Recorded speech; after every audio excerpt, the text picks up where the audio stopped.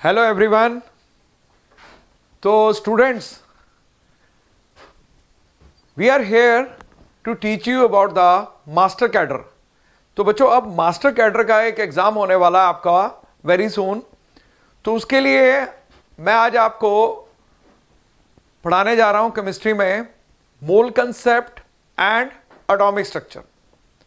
तो ये जो लेक्चर्स हैं ये हमारी ऐप पे अवेलेबल हैं। आप लोग जाइए और वहाँ पे जाके आप डेमो लेक्चर देख सकते हो। And if you do have any kind of suggestion तो यू आर मोस्ट वेलकम। तो ठीक है, let's start with the lecture. तो हम लोग स्टार्ट करते हैं। तो स्टार्टिंग में मैं आपको करवा रहा हूँ मोल कंसेप्ट। तो बच्चों, व्हाट इज मोल स्टूडेंट्स? तो मोल होता क्या है? देखिए, इसमें बेसिकली मोल हम कह सकते हैं कि क्वांटिटी है। तो what is one mole? Mole can represent the 6.023 10 raised to power 23 particles. It is not only the particle, but you can say it can be expressed as a number of molecules, atoms, और इसको हम define किससे करते हैं? We can define it with the n, and this is called Avogadro number. अब amount of substance that contains the same number of entities. तो as I explained, तो मैंने बोला ही है, it could be atom, it could be molecules, it could be ions or any other particles. Like number of atoms present in 12 gram of the carbon 12 isotope, because जो carbon का atomic number है वो हम इसमें जो atomic number 6 लेते हैं, but इसका जो मास है वो हम कितना लेते हैं? 12। तो 12 ग्राम कार्बन के अंदर कितने मॉलिक्यूल्स प्रेजेंट होंगे? 6.023 10 रेज़ टू पावर 23। तो चलो आगे चलते हैं इसमें। आफ्टर दैट वी हैव कि एज ए मैंने एक्सप्लेन किया ही है आपको कितने एटम्स हो सकते हैं और gram atomic mass of the element. तो बेसिकली कार्बन का, जैसे अभी मैंने बताया आपको कि जो भार है, एटॉमिक वेट है, दैट इज 12। तो दैट्स वाई इसमें कितने एटम्स हैं आपके? आप कह सकते हो 6.023 10 raise to power 23 atoms. Then 1 mole और molecules which is equal to 6.023 10 raised to power 23 molecules, or you can say the mass of 6.023. Now coming to this, हम लोग इसमें एक चीज और बोलेंगे, फार्मूला यूनिट। अब देखिए, ग्लूकोज जो है उसका फार्मूला होता है C6H12O6। तो उसमें अगर हम जैसे हम ये फार्मूला लें C6H12O6, तो अगर हम इसमें इसका जो भार है तो दैट इज इक्वल टू 180 ग्राम। तो 180 ग्राम के अंदर अगर आप एक्सप्रेस करना चाहते हो कि कितने मॉलिक्यूल्स आपके कार्बन के हैं, तो आप देख सकते हो कितने होंगे? 6 इंटू 6.023 10 रेज़ टू पावर 23। और हाइड्रोजन के कितने होंगे? 12 इंटू 6.023 10 रेज़ टू पावर 23। अच्छा, ये हम लोग क्या ले रहे हैं? इसकी एटम्स, क्योंकि मॉलिक्यूल तो एक ही है, क्योंकि ग्लूकोज का मॉलिक्यूल क्या है आपका? 1 मॉलिक्यूल। तो 1 मॉलिक्यूल का भार कितना हो गया? 180 ग्राम। अब इसका एक ओवरव्यू मैं आपको दे देता हूं, बिकॉज 1 मोल एक क्वांटिटी है। How do we express this quantity? तो जिसके अंदर आप देख सकते हो क्या है? 22.4 litres at NTP. No, what is this NTP stands for? NTP stands for normal temperature pressure, और आप इसको एसटीपी भी लिख सकते हो, STP. What is STP? STP stands for standard temperature pressure. और मोल को आप एक्सप्रेस कर सकते हो 1 gram molecule of the substance. जैसे अभी मैंने ग्लूकोज के अंदर आपको बताया फार्मूला यूनिट, तो उसके अंदर मॉलिक्यूल्स कितने थे? 6.023, बट एटम्स डिफरेंट हो गए, वो हम आगे लेक्चर के अंदर एक्सप्रेस करेंगे आपको। चलो एनी हाउ, तो तो 1 gram formula mass of the substance, जिसमें आप देख सकते हो NaCl, इसका भार कितना है 58.5, तो इसके अंदर मॉलिक्यूल्स कितने हैं 6.023 10⁻23, that is equal to the Avogadro number. और अगर आप कैल्शियम कार्बोनेट लेते हो तो इसका भार कितना है 100 ग्राम, तो again the molecules are same way 1 mole of the oxygen atom that is equal to 6.023 10⁻23 atoms. अब इसमें ऑक्सीजन के हमने एटम्स लिए, अगर मॉलिक्यूल्स लेते हो तो 1 मोल ऑक्सीजन, क्योंकि ऑक्सीजन का जो मॉलिक्यूल है वो है O2 और एटम क्या है O, ठीक है। अब इसमें एक चीज आ जाएगी टर्म जो मैं आगे आपको एक्सप्लेन करूंगा, atomicity. No, what is this atomicity? It is the number of atoms present in a molecule. ये हम आगे के लेक्चर के अंदर आपको एक्सप्लेन करेंगे। अब हम आगे चलते हैं कि 1 mole of the atom, 1 mole of the atom, how do we express it? तो this is equal to mass of the element atomic upon atomic mass, and mass of one atom, अगर हम एक एटम का मास ढूंढना चाहते हैं तो उसको कैसे ढूंढेंगे? That is the atomic mass upon Avogadro number.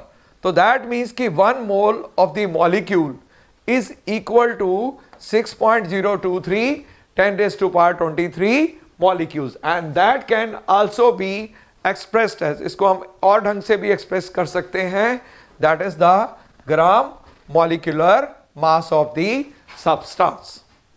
अब और आगे चलते हैं कि moles of compound, moles of compound क्या हुआ? Mass of compound, again this is the weight in grams. जैसे हम लेते हैं, बेसिक फंडा सेम ही रहेगा आपका, जिसको आप 2-3 चीजों में एक्सप्रेस कर सकते हो। जैसे हमने इसमें देखा कि moles of a compound is equal to mass of the compound upon molecular mass, and mass of one molecule, अगर mass of एक molecule आपको चाहिए तो you can divide the molecular mass by n or Avogadro number, and the next expression is volume। Volume के अंदर कैसे express करेंगे एक मोल को? तो एज यू नो कि वॉल्यूम हम कितना लेते हैं एसटीपी पे एनटीपी पे, दिस इज 22.4 लीटर्स। तो that's why the volume occupied by 1 mole of a gas at NTP it should be equal to 22.4 litres. तो ये एक्सप्रेशन किस चीज का था? मोल। सिंपल वर्ड्स में आप मोल को क्या एक्सप्रेस करोगे? सुनिए, एक मोल एक क्वांटिटी है which is equal to Avogadro number, which is equal to 22.4 liters at STP, which is also equal to gram atomic weight, and which can also be expressed as a gram molecular weight or gram molecular mass। तो चलो आगे चलते हैं इसमें। After that, it is just the brief summary of what I've just expressed। जो मैंने अभी आप लोगों से एक्सप्रेस किया है, ये उसकी एक समरी है कि एक मोल को आप कैसे डिफाइन कर सकते हो, वॉल्यूम में, पार्टिकल्स में, मॉलिक्यूल्स में, आयंस में, आप इसको कैसे भी एक्सप्रेस कर सकते हो। तो चलो आगे चलते हैं इसमें। अब एक अच्छा, मैंने इसकी बेस पे कुछ न्यूमेरिकल्स हैं। सुनिए, ये जो आपका एग्जाम है, जो पिछले कई सालों में जो क्वेश्चंस आ रहे हैं वो हम आगे भी आपसे डिस्कस करेंगे। लास्ट में जाके मैंने कुछ एमसीक्यूज भी रखे हैं, तो तभी मैं बार बार कह रहा हूँ ये लेक्चर आप जरा ध्यान से देखो, इसमें हम बेसिक्स तो ले ही रहे हैं, ठीक है। एंड जो आपका लेवल है मास्टर कैडर का, ठीक है, तो उसके अंदर जो जो आपकी रिक्वायरमेंट है, तो वी आर कवरिंग, पूरा सिलेबस आपका कवर हो रहा है। तो अब इसकी बेस पे एक छोटा सा न्यूमेरिकल है, ठीक है। ये देखिए क्या पूछ रहा है, वो कह रहा है कि calculate the number of molecules and the number of atoms present in 11.2 litres of oxygen. अब इसमें जो मैंने अभी आपसे बात की थी कि इसके अंदर we can express the atomicity. Atomicity क्या होता है कि number of atoms present in a molecule. तो इसमें देखिए O2 है, अब O2 में एटम्स कितने हैं? 2 एटम्स हो गए आपके। O2 के अंदर कितने एटम्स हैं आपके? 2 एटम। तो अगर हम इसमें देखते हैं, नॉर्मली देखिए कि 22.4 लीटर्स अगर होता है, इसके अंदर इसके कितने होंगे 6.023 into 10 raised to power 23 because this is equal to the Avogadro number। तो इतने आपके मॉलिक्यूल्स हो जाएंगे। और अगर एक में पूछता है तो कितना आ जाएगा 22.4 और ही इज आस्किंग फॉर 11.2। तो ये कट जाएगा आपका किस पे 3.01 इंटू 10 रेज़ टू पावर 23। तो ये आपका आंसर आ गया। इतने आपके मॉलिक्यूल्स हो गए। अब जितने मॉलिक्यूल्स होंगे, क्योंकि इसकी एटॉमिसिटी कितनी है 2, तो उसके आधे एटम्स नहीं रह जाएंगे। तो दैट्स व्हाई वी हैव, जो मॉलिक्यूल्स हुए आपके वो इतने हो गए और जो एटम्स है सॉरी वो आपके डबल हो जाएंगे। तो इसमें twice of 3.01 into 10 raise to power 23। तो दैट मीन्स कि आपके एटम्स हो गए 6.03 into 10 raise to power 23 atoms. ये आ गया आपका आंसर। और ये आपके आ गए मॉलिक्यूल्स, ये आप देख सकते हैं इसमें। तो ये एक छोटा सा न्यूमेरिकल था। बेसिकली एक्सप्रेशन क्या है कि मोल को ध्यान से कर लीजिए, because the similar kind of numericals you will be having. आगे जो चैप्टर्स आएंगे, स्टेट्स ऑफ मैटर आएगा, एटॉमिक स्ट्रक्चर आएगा, उसके अंदर भी इसका एक्सप्रेशन है।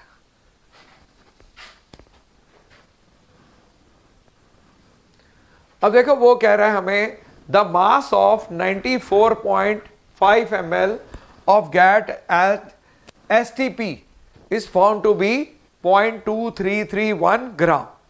और हमसे वो क्या चाहता है कि कैलकुलेट द मोलर मास या मॉलिक्यूलर मास आपने इसमें ढूंढना है। अब देखिए आपके लिए अभी मैंने आपको बताया कि जो एवोगैड्रो नंबर है, Avogadro number is equal to gram atomic weight and Avogadro number is also equal to gram molar mass।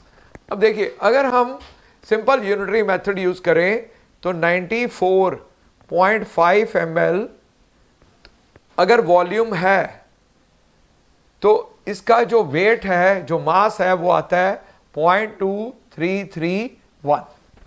और अगर एक होगा ml तो ये नीचे चला जाएगा 94.5 ml।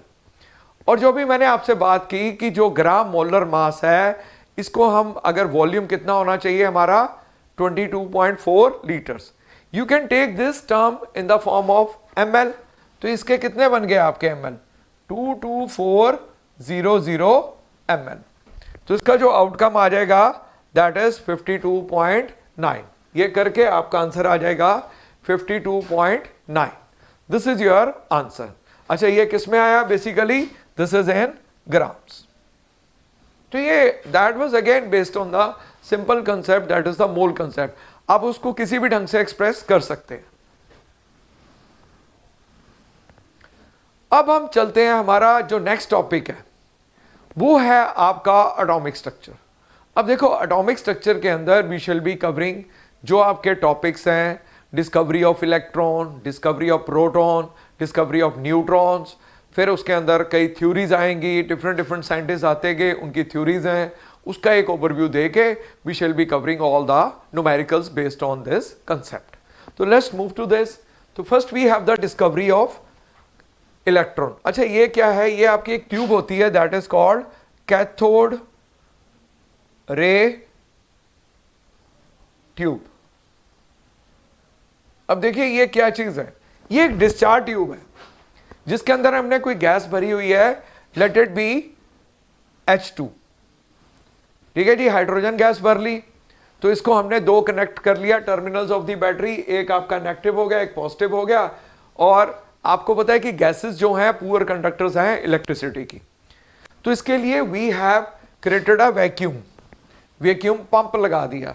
तो pressure has been reduced to 0.0001 atmosphere. Upon passing the current, जब आप यहां से करंट पास करते हो तो यहां पे क्या होगा? Ionisation of the gas. अब आप कह सकते जी आपने बोल दिया, हम कैसे मान ले इस चीज को? तो you can see the greenish colour glow आप यहां से ग्रीनिश कलर की ग्लो को देख सकते हो। कौन सी ग्लो होगी आपकी इसमें?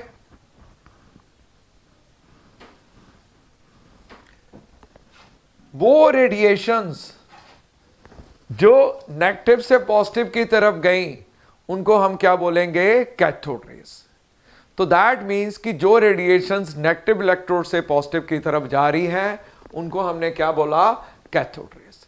Cathode rays consist of negatively charge particles called electrons.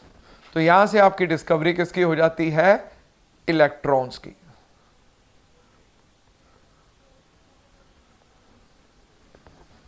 और ये जो रेज हैं जब चलती हैं तो it consist of material particles. तो अगर इसके बीच में हम कोई व्हील रखते हैं लाइट तो ये उसको रोटेट कर देंगी। तो दैट मीन्स कि these rays are consisting of material particle. अब यहां से होगी आपकी डिस्कवरी किसकी? इलेक्ट्रॉन्स की। और ये आप देख सकते हो इसके अंदर हमने यहाँ पे पीछे फ्लोरोसेंट कोटिंग देखी है, तो यहाँ पे आप इसका इंप्रेशन एक देख सकते हो। तो इलेक्ट्रॉन्स क्या है? बेसिकली एक ऐसा fundamental particle which is carrying unique negative charge, और इसका जो मास होता है, जो हम आगे भी पढ़ेंगे, तो मास होता है जी इसका 9.1 इंटू 10⁻⁻31 kg, और जो चार्ज होगा वो होगा कितना? 1.6 इंटू 10⁻⁻19 कूलम्स। तो ये जो चीजें हैं ना ये फिक्स हैं, and these are quite applicable for you can say numericals के लिए। ठीक है जी। तो चलो ठीक है, आगे चलते हैं इसमें। तो यहां से आपकी डिस्कवरी किसकी होगी? इलेक्ट्रॉन की। तो दोबारा से एक बार एक इसका ओवरव्यू दे देते हैं। ठीक है, तो क्या मैंने आपसे पढ़ाया अभी कि cathode ray starts from the cathode and moves towards the anode. The fluorescent और द फॉस्फोरेसेंट ग्लो प्रोड्यूस करता है ग्रीनिश कलर की। जब उसको हिट करेगा, स्क्रीन के आगे हमने एक लगाया था तो फ्लोरोसेंट, तो जब उसको हिट करेगा तो we get the impression. Then in the absence of electric it travels in a straight line. तो ये चीज भी थी, अगर ये रेस जा रही हैं सीधी, आप इलेक्ट्रिक और मैग्नेटिक फील्ड, तो they tries to keep themselves perpendicular to the direction of electric field, और मैग्नेटिक फील्ड के नॉर्थ और साउथ पोल की तरफ ये अट्रैक्ट होंगी। Then in the presence of electric, तो मैंने बोला ही है, तो ये उसकी तरह बिहेव करेगी। Then the characteristics of the cathode rays क्या है कि electrons do not depend upon the material of the electrode but the nature of the gas present in the cathode ray tube. तो यहां से स्टूडेंट्स किसकी discovery होगी? आपकी electrons की। अब ये आपका, जैसे अभी आपको मैंने चार्ज निकाल के दिखाया कि जो चार्ज था इलेक्ट्रॉन का दैट वाज कितना? 1.6 इंटू 10⁻⁻19 कूलम्स, और जो मास था आपका इलेक्ट्रॉन का दैट वाज 9.1 इंटू 10⁻⁻31 kg। तो ऑब्वियस है, if you know the E by m and you know the charge, you can find out the mass and vice versa by putting this formula, जिसमें आप देख सकते हो कि me, that is the mass of electron, is equal to charge upon E upon me। तो you can get this value, ये आप निकाल सकते हो।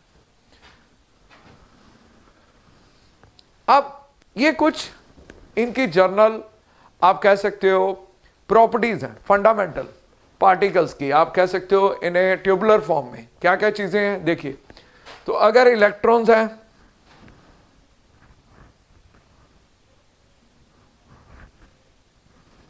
अब देखिए अगर इलेक्ट्रॉन है तो इलेक्ट्रॉन के अंदर जो चार्ज है या प्रोटॉन के अंदर वो चार्ज है वो सेम है। दोनों केसेस में कितना है? 1.6 10⁻⁻19 कूलम्स। बट जो मास है वो इलेक्ट्रॉन का है 9.1 10⁻⁻31 और प्रोटॉन का जाएगा 1.67 10⁻27। और दोनों का, ये जो प्रोटॉन और न्यूट्रॉन का मास सेम है।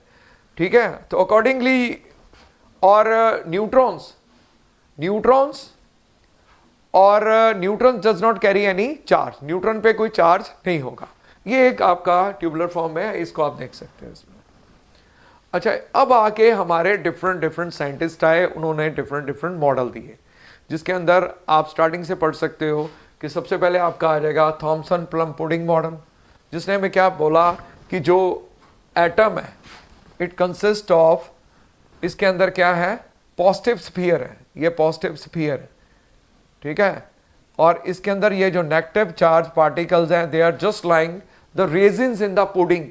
या जैसे आप घरों में खीर बनाते हो तो उसमें कशमिश या पिस्ता वगैरह डाल देते हो, तो वो आपके रेजिन्स, ठीक है, जो हैं वो आपके ये आ गए, और ये स्फीयर किसका था, positive. But this theory failed, lack of stability, stability नहीं कर पाया। जब उसके बाद कई साइंटिस्ट आए, उन्होंने अपनी थ्योरीज दी, तो इसके अंदर इसका स्टेबिलिटी प्रूव करना मुश्किल हो गया। इसके बाद आ गया रूदरफोर्ड। रूदरफोर्ड ने हमें एक मॉडल दिया, इसके अंदर हमने देखा दैट इज द रूदरफोर्ड मॉडल। तो what he did, he carried out the experiment of lot of alpha particles. अब अल्फा, बीटा, गामा, ये तीन तरह के होते हैं, एक होता है अल्फा, एक होता है आपका बीटा, एक होता है गामा। अल्फा पॉजिटिवली चार्ज है, बीटा नेगेटिव है, ये न्यूट्रल है। अब इसमें देखिए क्या है, ये जो alpha particles, he carried out lot of experiments with the help of alpha particles.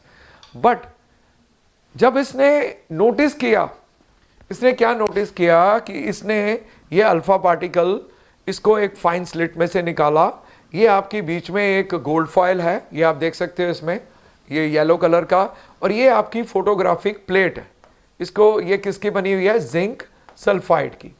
जब इसमें से इसने रेडिएशंस निकाली, देन ही नोटिस कि काफ़ी, मैं आपके ना आपको थोड़ा सा ड्रॉ करके दे देता हूँ, वो आपके लिए थोड़ा और बेटर रहेगा।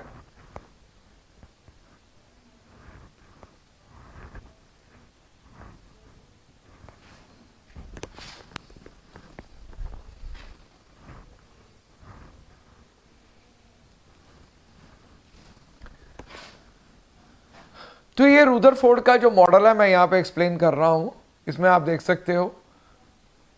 देन ही नोटिस कि काफ़ी रेडिएशंस जो थी, जब ये इसमें से इसने पास किया thin foil of gold, he notice कि most of the radiation pass through the thin foil undeflected, some suffered at slight angle, and 1 out of 20,000 से very very few but just deflected back. जब कोई भी scientist आता है, experiment करता है, तो वो क्या देखता है, first he observe the things, then he give the conclusion and finally give the result. He noticed कि most of the radiation passed through the gold foil and deflected. That means the atom has a lot of empty space. Some suffered at slight angle, and this is possible only if some positive body comes near positive body. Or very very few, you can say 1 out of 20,000. तो 20 मतलब एक just approx है, ठीक है, तो they were deflected back. That means in the center there is a some heavy body which is occupying a very small space. तो वहां पे उसके डिस्कवरी किसकी होगी, यू कैन से, यहां से डिस्कवरी किसकी हो गई, न्यूक्लियस की। तो ही डिस्कवर्ड द न्यूक्लियस, दोबारा लिख देता हूं इसको, NE। तो इसने डिस्कवरी किसकी कर दी, न्यूक्लियस की। अब ये जो पॉइंट्स हैं जो मैंने अभी आपको एक्सप्लेन किए, आप दोबारा देख सकते हो इसमें कि positively charge and most of the mass of the atom densely concentrated in the extremely small region which is called nucleus. तो बेसिकली अगर आपको एमसीक्यू में पूछा जाए हु डिस्कवर्ड द न्यूक्लियस, तो इट वाज रूदरफोर्ड। तो Rutherford he discovered the nucleus, and nucleus is surrounded by the extra nuclear part. आप देख सकते हो इसमें, ये आपका सेंटर में न्यूक्लियस है, और ये जो एक्स्ट्रा न्यूक्लियर पार्ट है इस पे आपके क्या हैं, they are called electrons. Thus, Rutherford model of the atom resembles the solar system in which the nucleus plays the important role of the sun, or electrons are just like the revolving planets. Centre में nucleus है, उसके आसपास चक्कर खा रहे हैं elliptical वे पे planets. तो ये रूदरफोर्ड का मॉडल जो है वो सोलर सिस्टम की तरह आप देख सकते हो। And the electrons and the nucleus are held together by the electrostatic force of attraction. इसके बाद आपका बड़ा इंपॉर्टेंट आर्टिकल आ जाता है एटॉमिक नंबर। अच्छा, इस पे आपको एमसीक्यूज काफी मिल सकते हैं ठीक है, इसके अंदर हम थोड़ा इलेबोरेट वे में भी जाके आपको एक डिस्कस करेंगे आपसे। तो सबसे पहले एटॉमिक नंबर को आपने एक्सप्रेस किससे किया, Z से। तो it is the number of protons in the nucleus of an atom and the number of electrons in the neutral atom. अब मैंने बोला एटम, एटम मीन्स की नो आयन, ठीक है ना। तो बेसिकली आप इसमें ले सकते थे कि नंबर ऑफ प्रोटॉन्स और electrons in an atom, but if you take the ion then you will take only the protons and, और इसको हमने एक्सप्रेस किससे किया, Z से। अब आ गया आपका मास नंबर। मास नंबर क्या है कि number of protons plus the number of neutrons. अब देखिए हमारे पास एक कार्बन है, कार्बन है C612। तो इसमें जो आपके इलेक्ट्रॉन्स हैं वो कितने हैं, 6। इसमें जो आपके प्रोटॉन्स हैं वो कितने हैं, 6। और इसमें अगर आप लो atomic number, mass number is n+p। अच्छा, न्यूट्रॉन कितने हैं, न्यूट्रॉन्स भी 6 हैं। तो मास नंबर कितना हो गया आपका, that is equal to 12। But इसी में अगर हम ले लें Cl नेगेटिव, अब मैं आपको एग्जांपल दे रहा हूं एनायन। तो वहां लिखा है जी कि जो इलेक्ट्रॉन्स हैं वो आपने ढूंढने हैं, प्रोटॉन है जी आपके 17 है, और जो आपका मास नंबर है वो है 35। अब देखो, और जो आपका Z है वो है 70, बट इसमें एक इलेक्ट्रॉन एक्स्ट्रा है। तो दैट मीन्स कि जो एक एक्स्ट्रा इलेक्ट्रॉन है तो आपके इलेक्ट्रॉन 18 नहीं हो जाएंगे। तो यहां पे जो आपका एटॉमिक नंबर है this is equal to protons only, इसमें आप इलेक्ट्रॉन्स नहीं लोगे इन केस ऑफ एनायन।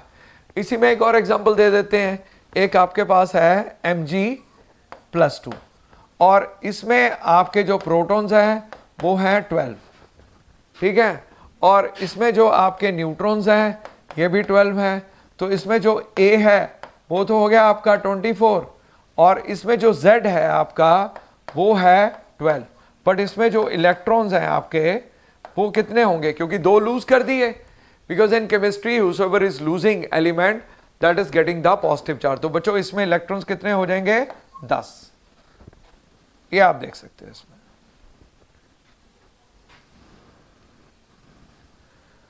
अच्छा, एक इसमें रह गया था drawbacks of the Rutherford model. This is very interesting, क्योंकि रुदरफोर्ड ने हमें एक सोलर सिस्टम की तरह बोला। अब इसके लिए मैं आपको एक डायग्राम ड्रॉ करके यहां दे रहा हूं। देखिए ये आपका डायग्राम है, दिस इज द डायग्राम। ये दोबारा ड्रॉ कर देता हूं, थोड़ा सा ये टेढ़ा हो गया।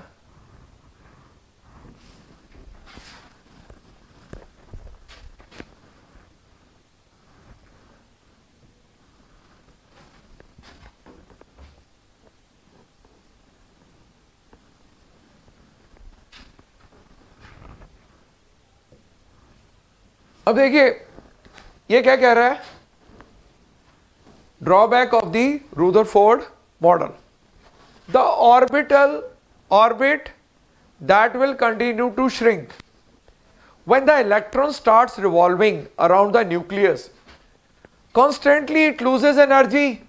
ये आपका न्यूक्लियस है और ये आपका इलेक्ट्रॉन है। After every rotation its orbits get shorter and shorter, smaller and smaller, and ultimately ये जो इलेक्ट्रॉन है कहां जाके गिर जाएगा, न्यूक्लियस के अंदर। तो दैट मीन्स कि it could not explain the stability के बारे में इसने नहीं बताया। और हाइड्रोजन जो स्पेक्ट्रम है it should not be continuous according to the Rutherford, but it should be discontinuous. तो ये इसकी शॉर्टकमिंग्स हैं, क्योंकि कोई भी मॉडल अगर आपको एटम की स्टेबिलिटी के बारे में नहीं बता रहा तो वो मॉडल फेल हो जाता है।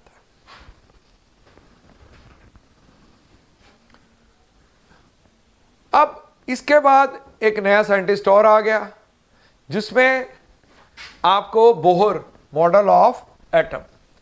अब इसने हमें क्या बोला, इसने हमें एटॉमिक स्पेक्ट्रा दिया। मैं सिंपल लैंग्वेज में पहले आपको मॉडल एक्सप्लेन कर रहा हूं।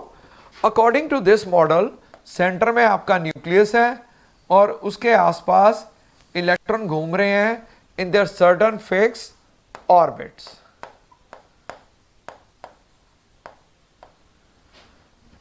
and how many electrons given by the formula that is 2n square. और ये जो ऑर्बिट्स हैं इसको हमने डेजिग्नेट क्या किया, k, l, m and n. और एक में कितने होंगे जैसे बता ही दिया फॉर्मूला के हिसाब से. अच्छा ये आपके इलेक्ट्रॉन है, ये सेंटर में क्या है न्यूक्लियस, और ये आपके इलेक्ट्रॉन है.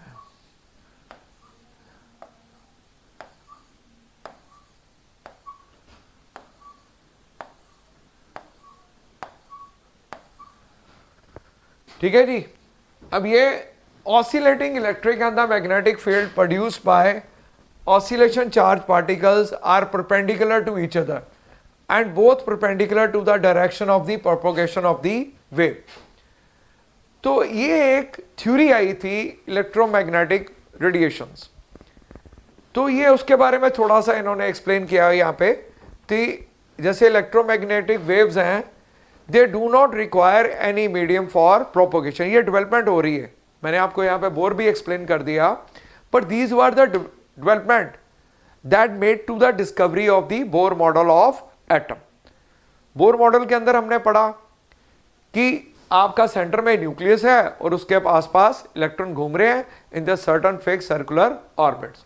उससे पहले इलेक्ट्रोमैग्नेटिक वेव रेडिएशंस क्या होती हैं, ये वो रेडिएशंस हैं जो आपकी वैक्यूम से निकलेंगी.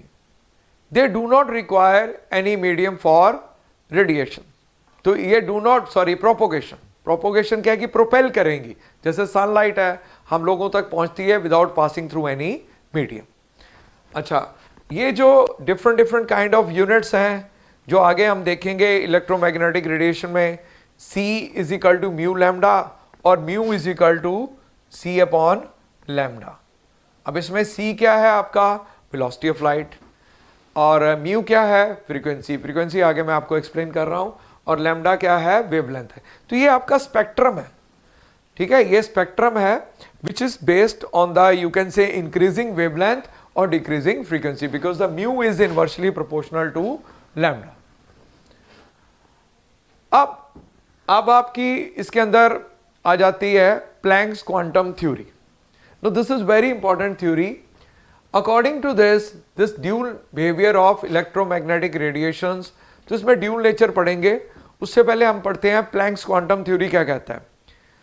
जो इलेक्ट्रोमैग्नेटिक रेडिएशंस थी उसने हमें ये एक्सप्लेन किया कि रेडिएशंस इमिट करती हैं from any source continuously and they do not require any medium for propagation.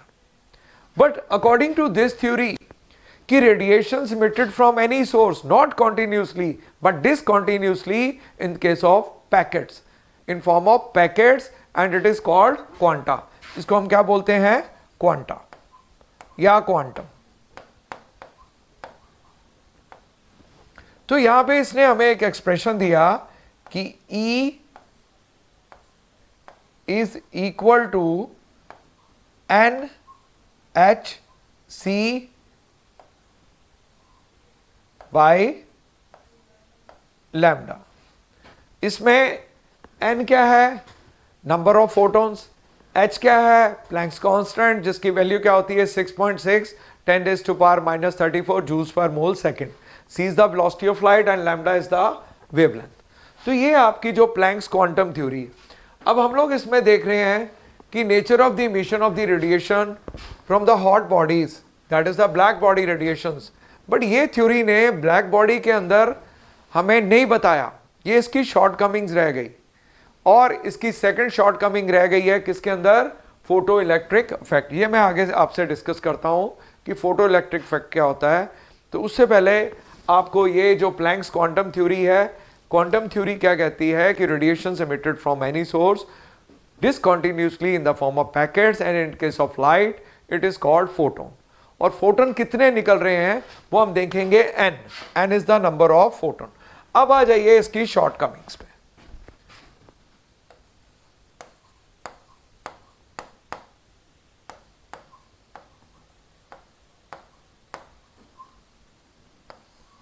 Shortcomings के अंदर हम दो देखेंगे, एक हमारा आ जाएगा ब्लैक बॉडी रेडिएशन और एक आ जाएगा फोटो इलेक्ट्रिक इफेक्ट. अब सुनिए, black body is a perfect absorber and emitter.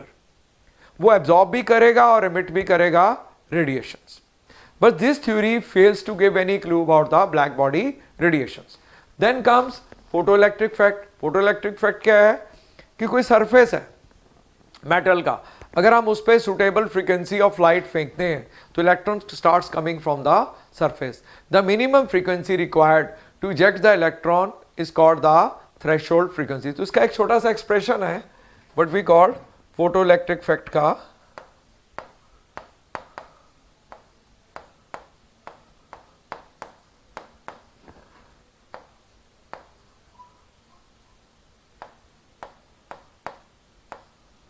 कि Ke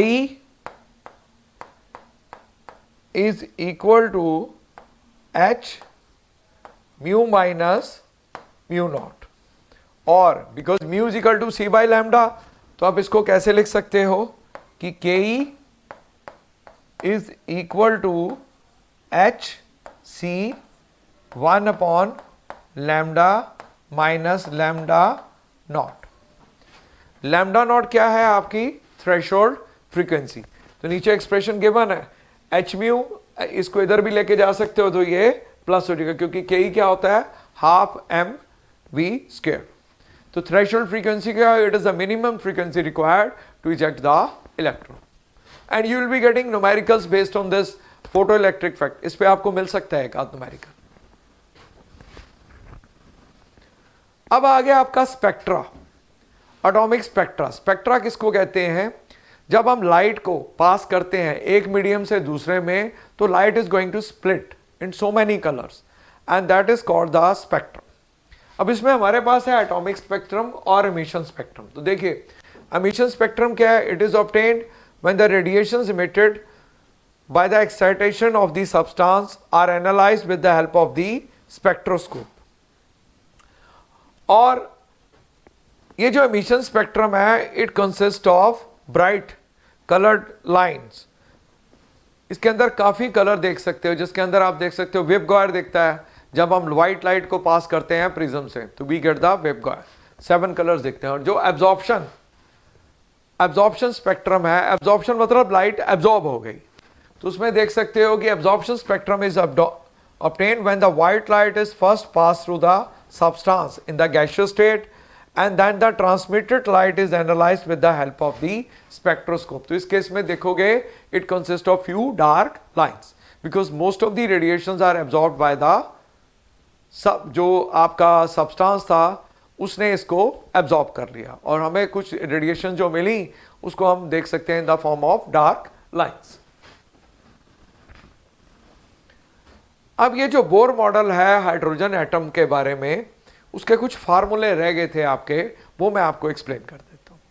तो बोर मॉडल के अंदर मैंने आपको ये बोला कि सेंटर में न्यूक्लियस है, उसके आसपास इलेक्ट्रॉन घूम रहे हैं. अब देखिए जब वो घूम रहे हैं तो it must possess the energy and the energy is given by the formula E is equal to minus 2.18 10 raised to power minus 18 into Z square upon N. This is for iron. ये for iron के लिए है, क्योंकि atom होगा तो आप formula क्या लोगे, ये मैं लिख देता हूं E is equal to minus 21.8 10 raised to power minus 19 upon N square joules पर एटम. एंड फॉर आयन आप इसको Z से मल्टीप्लाई कर दोगे. अब वो जब घूम रहा है तो उसकी रेडियस भी होगी, तो radius is given by the formula 52.9 n square upon Z picometre. This is again for ion, ये भी आपका आयन के लिए है. अब ये आपकी एक लाइन स्पेक्ट्रम है हाइड्रोजन, तो इसमें हमने वेवलेंथ के लिए, तो ये एक इक्वेशन है which is called Rydberg equation. तो this equation can be expressed as mu bar is equal to 1 by lambda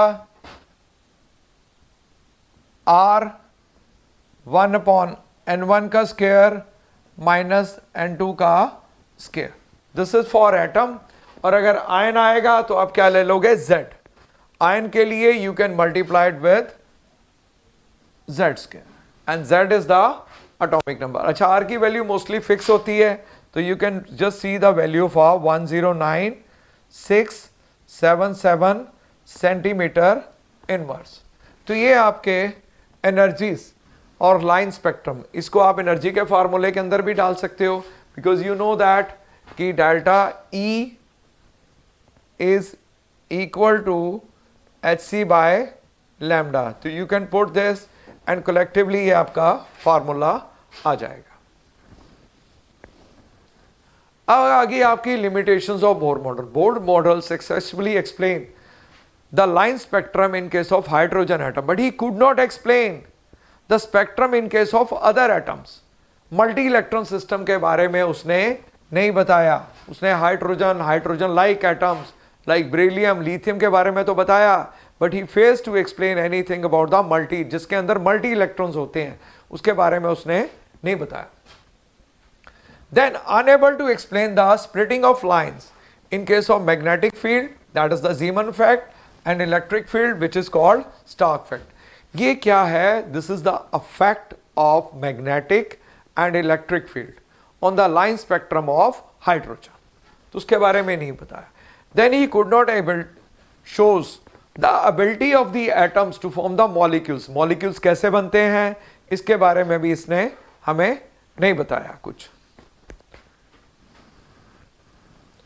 अब आ गया आपका dual nature of matter. Dual nature से क्या आप समझते हो कि matter can behave as a wave as well as particle. तो एक छोटा सा एक्सप्रेशन है, मैं करवा देता हूं यहीं पे। तो देखिए, एक हमने सीखा कि E is equal to mc square according to Einstein, और अभी मैंने आपको बोर का करवाया कि E is equal to hc by lambda. तो C कैंसिल हो गया, ठीक है जी। तो what we get? mc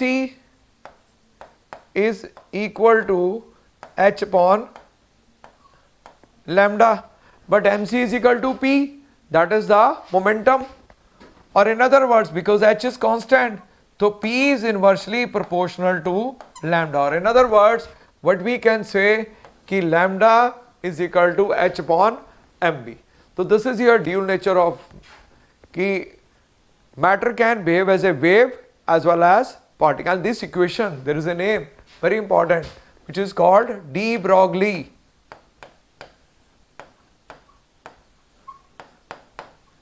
wave equation.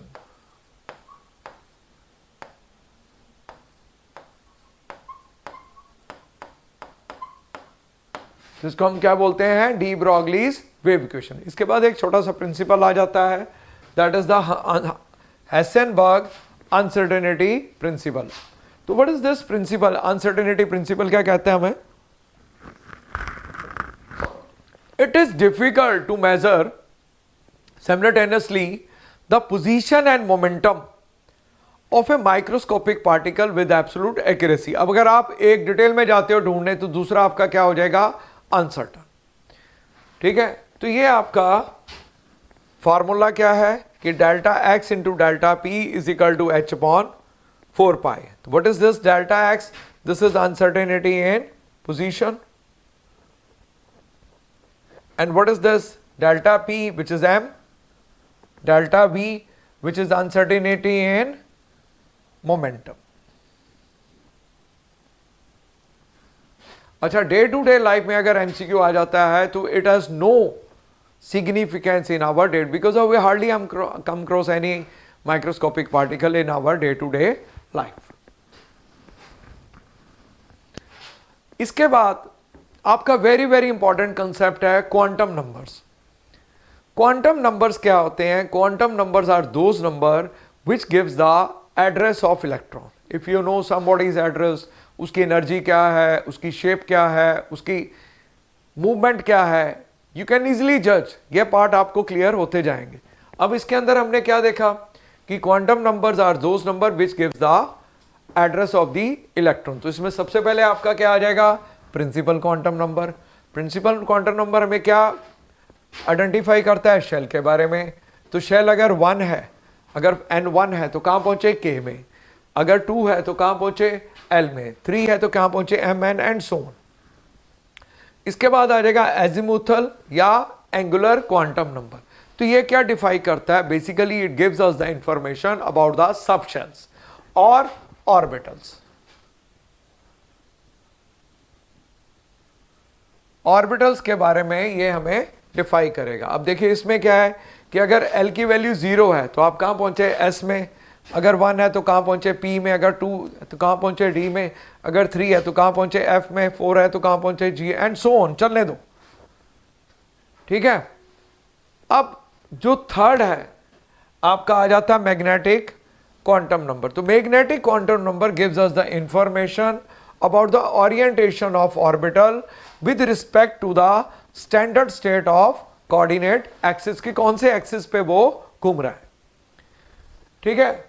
और इसकी जो वैल्यू है जैसे आप देख सकते हो ये, तो that corresponds to the 1s and this is the shape of the 1s orbital, जिसमें आप देख सकते हो एक चीज और है इसमें जो बड़ी इंपॉर्टेंट है, दैट इज नोड। ठीक है। तो इसके अंदर देख सकते हो this is the shape of the 1s। ऐसे आप देख सकते हो 2s, this is the shape of the 2s orbital. इसमें एक चीज छोटी सी रह गई थी वो मैंने बना दी। अब ठीक है। ये तो ये जो बीच में खाली जगह है इसको क्या बोलते हैं हम? Node. What is node? Where the probability of finding the electron is 0।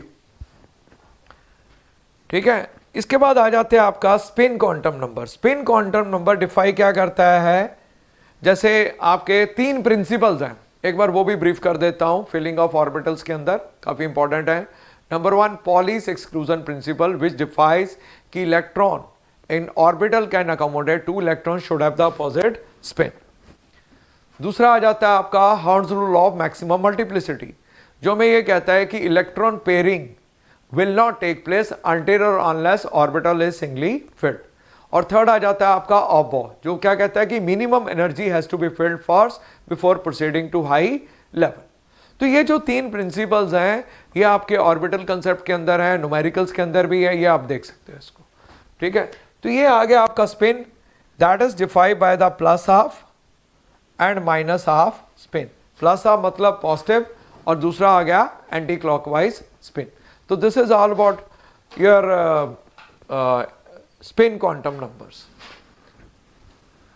अब इसके बेस पे कुछ न्यूमेरिकल्स हैं जो आपके प्रीवियस ईयर्स हैं, आप आ भी चुके हैं, क्वेश्चंस आ चुके हैं, तो मैंने उस टाइप के क्वेश्चंस आपके लिए लाया हूं। That was the brief overview about year 2 chapters. Mole concept हो गया, एटॉमिक हो गया, तो ये कुछ इंपॉर्टेंट चैप्टर्स हैं, इसमें आप एक बार देख सकते हो इसको। तो कमिंग टू द न्यूमेरिकल्स, वो कह रहा the following quantum numbers are possible for how many orbitals. n अगर 3 है, L2 है, अगर n3 L2 है तो कहां पहुंचे? D में। अब देखो D की 5 ओरिएंटेशन होती हैं, क्या होती हैं? -2, -1, 0, 1 एंड 2। और कहां पहुंचे हम? dxy, dyz, dxz and dx square and -y square।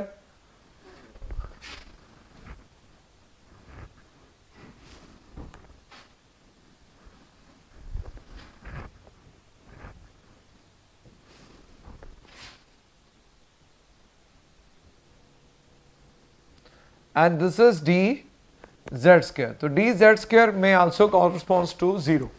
अब वो पूछ रहे हैं कि अगर n आपका 3 है, n3 है, L2 है, m+2 है, तो डेफिनेटली ऑब्वियस है कि इसमें आपके कितने क्वांटम नंबर होंगे? तो एक ही ऑर्बिटल हुआ ना, तो इसमें जो ये a है 1, दिस इज योर आंसर। अब आगे चलते हैं। वो कह रहा है hydrogen atom energy of the first excited state is 3.01 eV। अच्छा, 1 eV क्या होता है मैं एक्सप्लेन कर देता हूं कि 1 eV is equal to 1.6 10⁻⁻19 joules. तो find out the kinetic energy of the same orbital of the H atom. अब आपको पता है कि जो एनर्जी है वो किस में है? Negative. Every time the energy किस में है? नेगेटिव में। तो Ke is equal to E which is equal to minus कितना हो गया? 3.04। तो माइनस माइनस क्या हो जाएगा? प्लस 3.04। तो ये आपका आंसर आ जाएगा EV। तो A is the right answer. ये आ जाएगा आपका फर्स्ट वाला आंसर, क्योंकि इसके क्लोज है तो ये आपका आंसर आ जाएगा। अब आगे कह रहा है if the nitrogen atom had the electronic configuration 1s7 it would have energy lower than that of the normal ground state configuration। अच्छा, नॉर्मली आपको पता है ना इसमें 7 होते हैं, तो नॉर्मली हम क्या लिखते हैं 1s2 2s2 2px1 2py1 and 2pz1। अब वो कह रहा है because the electron would be closer to the nucleus. Yes, 1s7 is not absorb because it violates. अब ये क्या वायलेट कर रहा है कि 1s7 अगर हो तो व्हाट डज इट वायलेट, क्या वायलेट करेगा? तो ऑब्वियस है कि जो स्टेशनरी स्टेट्स हैं उसके हिसाब से जो फर्स्ट शेल है उसके अंदर 2 होंगे, सेकंड शेल के अंदर 8 होंगे, तो पहली शेल के अंदर 7 इलेक्ट्रॉन्स तो नहीं ले सकते, तो it violates the Bohr postulate of the stationary orbits. तो इसमें क्या था, the value of the Planck constant is 6.6 10 raised to power minus 34. The velocity of the light is given, that is 3.0 10 raised to power 8 meters per second, and which value is closest to the wavelength in quantum of light with the frequency इतना। तो आपके पास straight way formula है, you know the formula, E is equal to hc by lambda, and the second one is E is equal to h mu। you have this, तो इसके अंदर अगर आप value put करते हो तो answer will be closer to this 4 into 10 raised to power minus 25 आ जाएगा। Then which of the following electronic configuration is not possible according to the Hund's rule. अब ध्यान से देखिए इसमें कि which is violating the Hund's rule. Hund's rule क्या कहता है कि electron pairing will not take place until और unless orbital is singly filled. तो अगर आप यहाँ पे देखो तो इसके अंदर हमें जो इलेक्ट्रॉन्स चाहिए तो it should be this way 1s2 2s2, then it should be return as 2px1 2py1। तो इसको हमें ऐसे देखना चाहिए था, अगर मैं इनकी शेप बनाऊं ऑर्बिटल्स की, तो इसके अंदर एक एक इलेक्ट्रॉन भरना है। इसने इसी के अंदर 2 भर दिए 2px2 के अंदर, तो that's why it is violating the Houns's rule of maximal multiplicity. Then the frequency of radiation emitted when the electron falls from n4 to n1 in the hydrogen atom will give the ionization energy कितनी है 2.18 10 raised to power minus 18 atom joules per atom, और h की वैल्यू आपकी given है। तो इसमें हमने निकालना क्या है कि आपको इसमें फ्रीक्वेंसी, तो फ्रीक्वेंसी आपने निकालनी है, तो आपके पास एक स्ट्रेट वे फार्मूला है delta E is equal to h mu.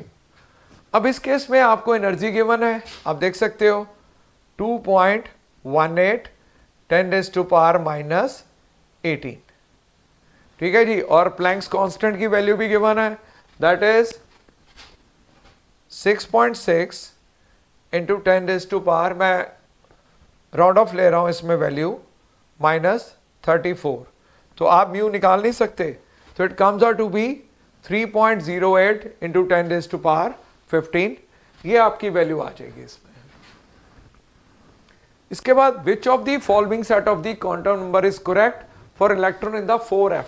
अब देखो इसमें मैं आपको एक चीज शेयर करता हूं, स्पेशली उसके अंदर क्वांटम नंबर के अंदर अगर आपका n इज इक्वल टू 5 है तो L could have 0 1 2 and 3, तो आप कहां पहुंचे S P D and F। अब ये 4f है तो दैट मीन्स कि L शुड बी 3। अगर आप ध्यान से देखें तो ये 2 कंडीशन आ रही हैं, ये और ये, but if L is equal to 3 M can't be 4, M can't be +4, तो that's why this is applicable. तो ये आपकी ऑप्शन ठीक है। नेक्स्ट क्वेश्चन है consider the ground state of the chromium, 24 है। एक्सेप्शनल केस है, chromium and copper they are the exceptional cases. वो कह रहा है maximum electrons with the azimuthal quantum, तो इसके लिए क्या करते हैं क्रोमियम की कॉन्फ़िगरेशन लिख लेते हैं। देखिए कॉन्फ़िगरेशन इज, मैं पूरी लिख रहा हूं 1s2 then 2s2 then 2p6 and then 3s2 then we have this 3p6, then we have 4s1 because this is what we called exceptional case, and 3d5. अब आपका क्या कह रहा है कि आपका जो L है 1, L अगर 1 होता है तो आप कहाँ पहुँचते हो, P में.